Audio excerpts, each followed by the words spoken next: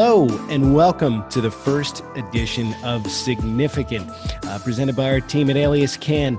I want to welcome you and let you know that at its inception, Significant had a different home. It lived on our website at aliascann.com, and it was a forum for people to communicate with us and share their stories about the significant impact that cannabis had made in their lives.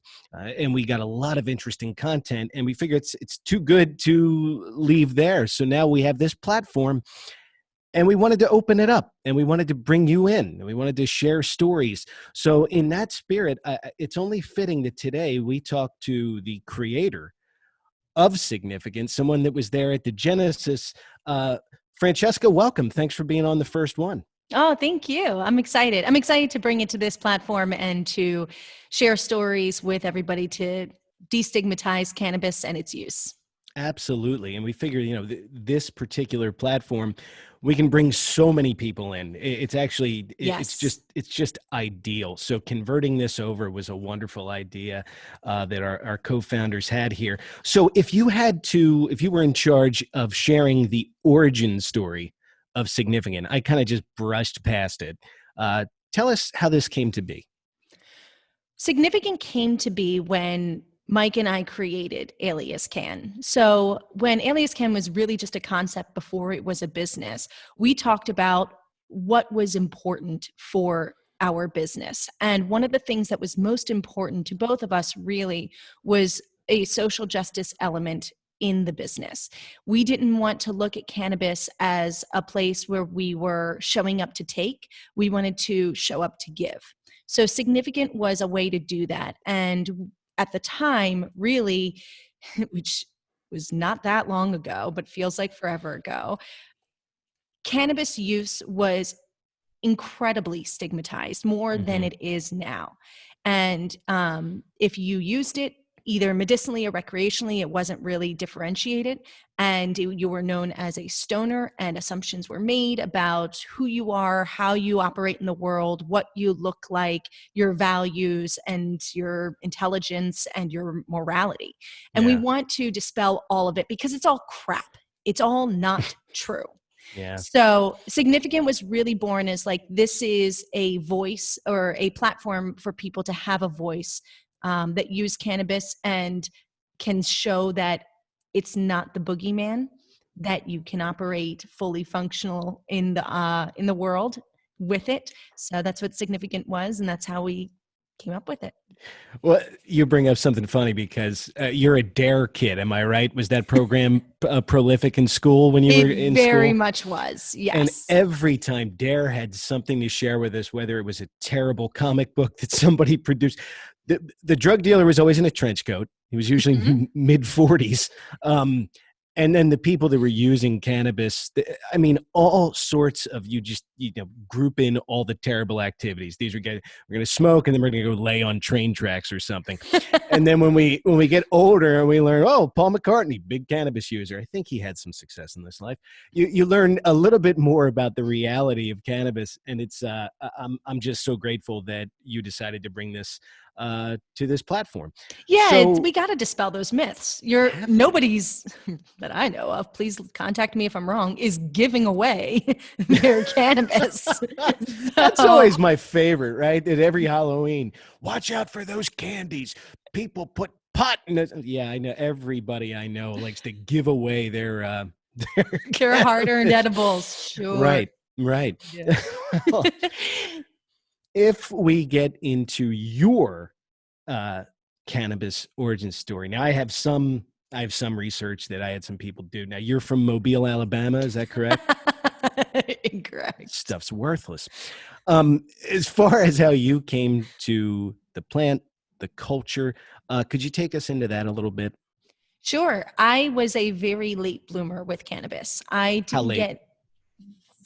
We were married, so. When was that? Why wasn't I told? In fact, the very first time that I ever smoked, I think I was in my mid-20s or so, and wanted to mark the occasion because I knew it was special. And so I went and put on my wedding dress and came out into the living room, me and two of our friends, had a nice little smoke session. It was fabulous. I think we have a clip. Can we roll that clip now? Please no. Somewhere it exists. So really it was an introduction into the use of it in a very safe way. I was with people I loved, that I trusted. I knew there was nothing that was going to go wrong. And even though I could know that intellectually, diving into it for the first time, I needed to feel that emotionally, that kind of safe space. And I did, and I loved it. So I came to cannabis not, initially just to try it, to see what it even was. Mm-hmm. Once I got a handle on how I felt when I smoked, I realized that it opened things up for me that weren't previously there, in the sense of I struggle with anxiety pretty severely, I guess is the best way to describe it. And it manifests itself in a shortness of breath. So if I'm anxious, I can't take a deep breath, and it's not being able to breathe right causes anxiety. So it's very much a loop with me.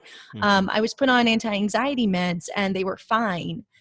But I also thought, is this the only way? And it turns out it wasn't, because whenever I smoked, it really helped take away any kind of anxiety. And so suddenly I wasn't looking at smoking as just recreational. I was also doing it medicinally. So that's kind of how I started with it, as recreational, and then it transitioned for me into medical. That's an important transition. It's kind of like putting the big girl pants on of cannabis use in a way. But I want to go back to something you brought up, because I do, as you know, I'll do a lot of phone consultations with people, whether it's about, CBD use, and they'll come and say, I have terrible anxiety. I have crippling anxiety. And that's where I can, most of the time I can really offer some personal experience, because I have that as well. Mm-hmm. And I wanted to ask you about your experience with anti-anxiety medication, because they do a lot of good for a lot of people. So I don't want to discount that at all. But what was it about the anti-anxiety meds that just wasn't for you? We don't have to badmouth anything in particular. Not at all. There is no shame in how you get your brain chemicals, whether that's organically or store-bought. It does not matter. You need to be well-balanced mentally, and that can come in a number of different ways. For me personally, I prefer to get it through my grass than through my pills. And the reason is that the anti-anxiety meds were okay. They were fine, but they also felt like a little bit of a slippery slope, because I was on Xanax and I felt like it could, if I let it, get out of control, or it could make me more of a zombie or less of me than I wanted to be. Whereas with cannabis, I felt more like me than I did on prescription drugs. And also with the pills, it was prescribed for me the amounts that I had to take to achieve a certain level. With smoking, I could control how much I needed. So different anxiety levels called for different levels of medicine. And so 10 milligrams of one thing might be fine one day and too much the next day and not enough the next day. And obviously I'm, speaking generally here, but, sure. But with weed, it was like I could smoke a little, I could smoke a lot. I could decide how I wanted to feel, and I was in control of that.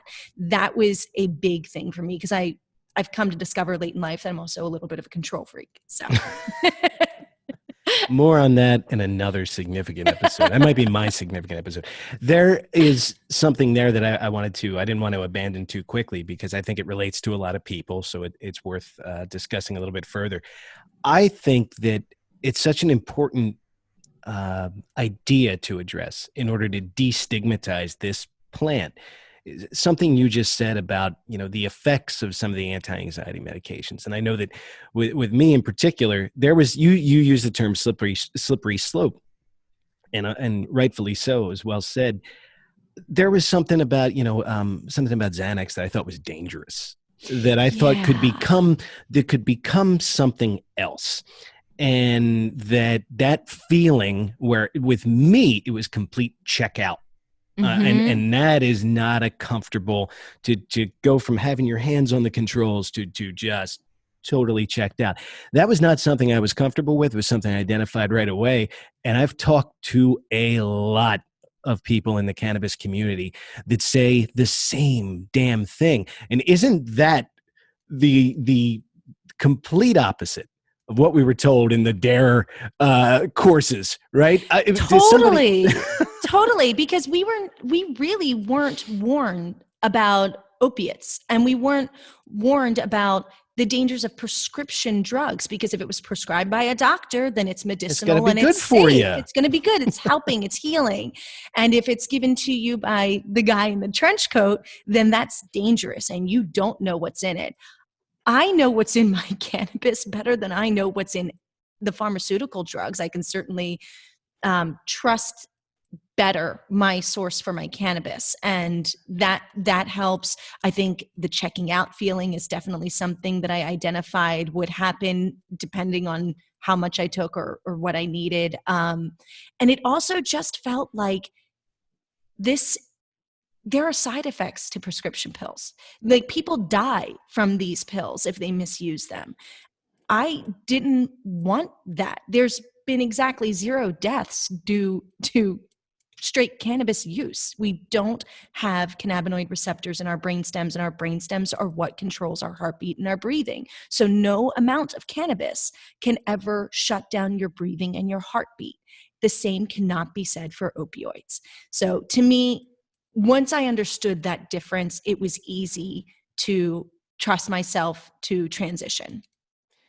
So I'm going to use your transition right here. If you were talking about opioids and talking about prescription pills, did you have a feeling of like once you started to kind of this is who I am, this is part of my life now? I've heard from other people. I'll share something with you. When we were at a trade show in Las Vegas, the MJ Biz trade show, that is a humongous event, lovely event. I met a nurse who was in her 50s, and it was like her second life is her second. I don't know. I forget how she described it, but she was like, I am now a cannabis advocate. I retired from, what I was doing, and this is what I do now. But she told me something. She was like, it just felt like I had found my people. It wasn't just using something. I was welcomed into a community. Did you have a similar kind of experience? Absolutely. And especially as a female, as a Oh, woman, because I very. feel like there was this really strong presence of women early on in the industry where Mhm. we were owners and CEOs and seats at the table and all of that, more so than most, if not all, other industries. Now, that has changed, unfortunately, Sure. but there was this stronghold, I think, of any females that or women that I came into contact with that were fellow cannabis users, and it was just this welcoming community where you could learn and you could share and you could adjust. I met a woman that on Instagram, just through Instagram, and she was running a cannabis women and insomnia event at her house in San Diego, and those 3 words were absolute triggers for me. I was like, check, check, check. So I flew to San Diego and attended her session at home, and she has been a wealth of knowledge and a major connector to other women in the community. And it's just so heartening. Whereas prescription drug use and anti-anxiety, there's also stigma around that and mental health in general. And so with cannabis, it's much more of a cultural thing. So you can dive in and own it and share it and love it. Yeah, it's great. I'm thinking of a similar experience, and again, it's just demystifying and just revealing the truth around this community. I remember a friend of mine that grows, and the first time I was trying his material, I remember saying, "Wow, this is different. This is." He's like, "Well, the terpene profile is different here." This guy started to blow my mind with the amount of education. He's like, so the next time you want to make sure that you look for this terp profile, or if you can, people want to share their knowledge, they want to share their Yes. experience. It's just an incredible community. So I'm really, I don't know, I'm glad that you could share that with people that are listening. And it takes more experimenting than you might think. You know, some Mhm. people. My dad is one actually. He's smoked once or he's had an edible once or twice and been like, "Nope, I get paranoid. I'm not into it. I'm good." And it's like, well, you get paranoid on what you took, but you don't know if that's the amount, if it's the strain, if it's the method, and so you do have to kind of make yourself a little lab and try things, record them, see what works, try to make it repeatable. So there's definitely more. I don't even want to say there's more work to it because with prescription drugs, it can be the same thing. You know, your doctor Yeah. prescribes what they think will work for you. But if you're too zombified, if you're not feeling it, if it has negative side effects, you're going to have to adjust those drugs. And those drugs take weeks sometimes to get in and out of your system and to build up. So with cannabis, the effects are much more immediate. So I think there are more parallels between the prescription like world of mental Yeah. health and the cannabis world of mental health, but the differences are largely misunderstood, and the differences are around the safety and efficacy of cannabis versus prescription drugs. So I just Hmm. love that cannabis has come into my life to help me with my mental health, with building a community around people that are achieving the same goals, and sharing and learning and the knowledge, and just a safe place and space and plant to improve my life with. So I highly encourage people to explore that because you can do so safely. Absolutely. I'm not going to let you're not getting away from your Walter White moment where you encouraged our listeners to build themselves a lab. That's a good way to come out To of the gate. be a lab, to be the lab. Be the lab. Okay. All right. Now, let me- the landscape of cannabis and the cannabis community has altered, I'd say, significantly. Mm. Wink, wink, nudge, nudge. Since at least the inception of Alias Cann, right? You'd have to agree with that.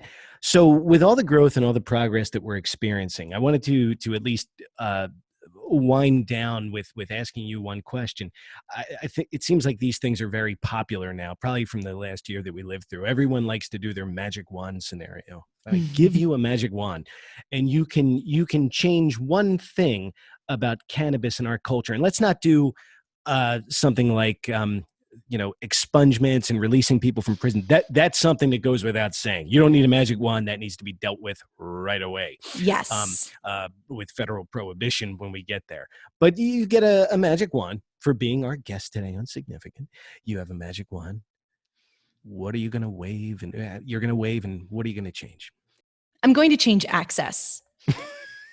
I want cannabis to be accessible to anybody who wants it or needs it and is safe to use it in the sense that like age appropriate. So the way that we can go to a liquor store and buy alcohol by just showing our ID, Mhm. that's what I want for cannabis. It should be in a corner store. It should be regulated, certainly in terms of safety. And I'm not going to get into that wasp's nest of what regulation should look like. So I'm Sure. just going to say access to it. It should be affordable, it should be available, and it should be easy to get and come by. And I think that's the best thing that we can do is to normalize the use of it by increasing the accessibility of it.